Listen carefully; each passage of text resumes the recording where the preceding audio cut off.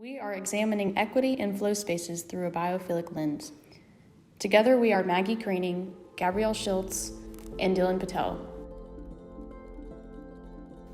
As one of the fastest growing areas in the country, the City of Raleigh is committed to its efforts on environmental, cultural, economic, and equitable sustainability.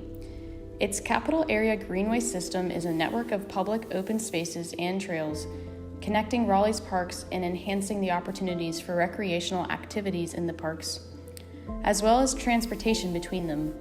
It began in 1974 when the residents of Raleigh became concerned about rapid urbanization and growth in the area, and a local North Carolina State landscape architecture graduate, William L. Flournoy Jr., published his thesis on the benefits and methodologies of establishing a greenway system in the city.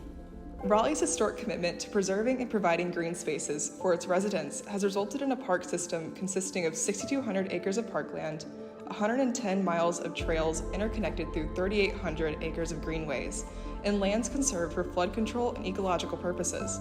But through our biophilic observations of downtown Raleigh, we have noticed that greenways became significantly less prominent as you converge on the city center. Moore Square and Nash Square have become surrounded by a vehicular-centric movement that makes them difficult to access. There is a noticeable lack of flow spaces between these two important urban parks and to the large network of parks in downtown Raleigh like Dorothea Dix Park and Chavis Park. Our biophilic proposal presents an improvement to and an extension of the existing greenway system that will provide more equitable access to park spaces for residents of Southeast Raleigh, as well as shift priority away from automobiles and towards sustainable pedestrian movement.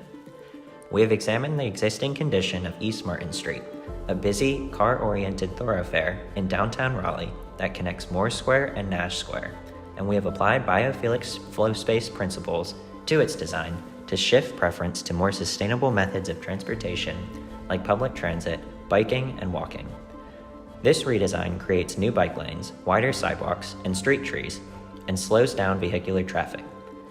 By reimagining East Martin Street as a biophilic corridor, Moore and Nash Square can begin to connect to the more extensive capital area greenway system and serve as a healthy, interconnected flow space within the urban fabric.